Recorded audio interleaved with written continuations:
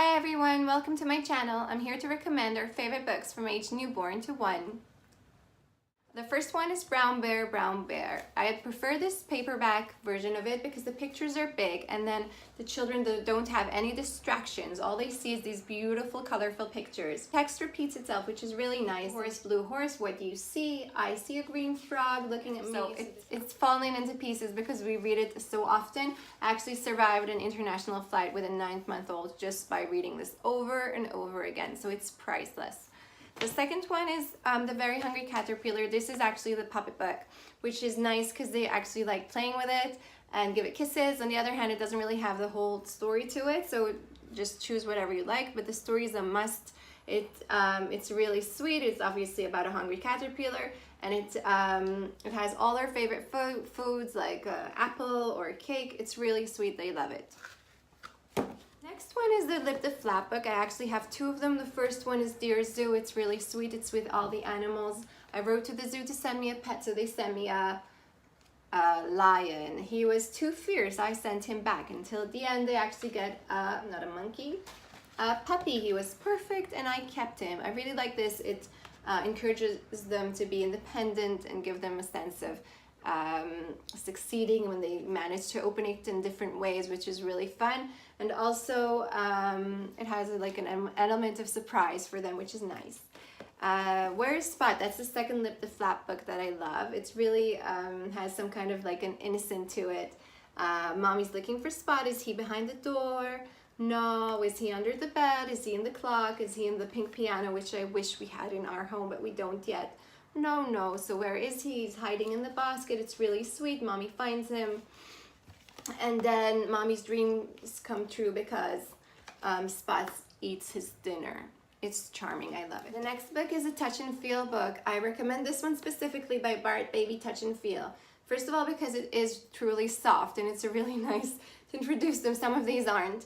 And also because at these ages, sometimes there isn't a lot of thought about the text. This has the perfect amount of text for this age. And also, the story is really sweet. It rhymes. It's just, let me give you an example. They're all sweet, but Gosling waited for their mom to take them to the lake to swim and splash around, then get out to have a shake. And probably I would shake like the baby, shake, shake, shake, shake, shake, and make it even funner. The next one is a Noisy Numbers. It's a really nice way to introduce counting to them, and it has animal sounds. So one noisy cow says, moo. It's really sweet. The next one is also a noisy book, but this is like the new version of noisy books. They're not so noisy. The music is actually beautiful, more than you would expect in this kind of books. And also, you don't really have to press so hard, so any baby could do it really gently just by passing their finger on this little dot here. You can actually do it with them.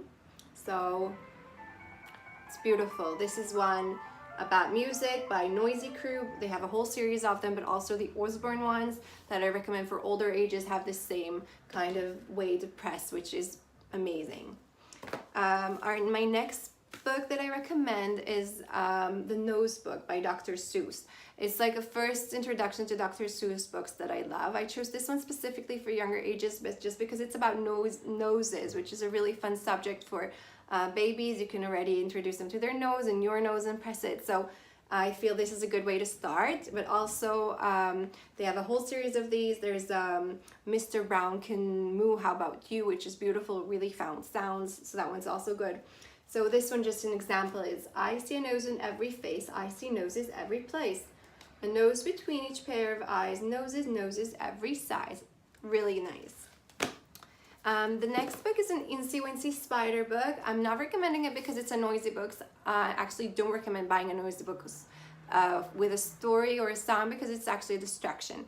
So what I would recommend was just getting a book of a song that you like The Wheels on the Bus, Incy Wincy Spider, Head, Shoulders, Knees, and Toes, and just singing it yourself. When they look at the pictures, it's really fun for them. It's a really nice way to introduce stories to them in books. So that's the one. The last book I have is a good night book. This is a Sweet Dreams Macy book. I love Macy because although it doesn't really rhyme in the beginning, I couldn't really understand the text. It explains the world to them in a really, really nice way, whether it's going to nursery school for the first time or having friends, or this is just explains really nice concept of the world going to sleep, which is something I started explaining after reading this book to them, regardless of this book. So at sunset, the day ends, it's time to say goodbye. Look at all the colors in the sky. The moon rises, the stars begin to shine, the world is going to sleep. So Macy reads a story to Panda, she takes him up the stairs, she sings a song to him, like anything you would usually do at bedtime with your little one. There's the moonlight, moonshine, it's a beautiful night, it's very positive. And it ends like this: silver moon and twinkling stars, shine your light on Macy. And I would probably read it again out loud to my little one, saying, silver moon and twinkling stars, shine your light on Maya, which is my oldest one, or Ethan, making it a little bit more personal. This is one I would also read to them without the book, if just the text, because it's so nice, and say it out loud even if I didn't have it next to me. And also, it's really, really short. So if you're in a rush you got to bed too late and you need a book before you go to sleep just to have one, like, it's done. That's it. Those are my 10 favorite books. It was really hard to narrow it down to only 10. We have a really nice book collection.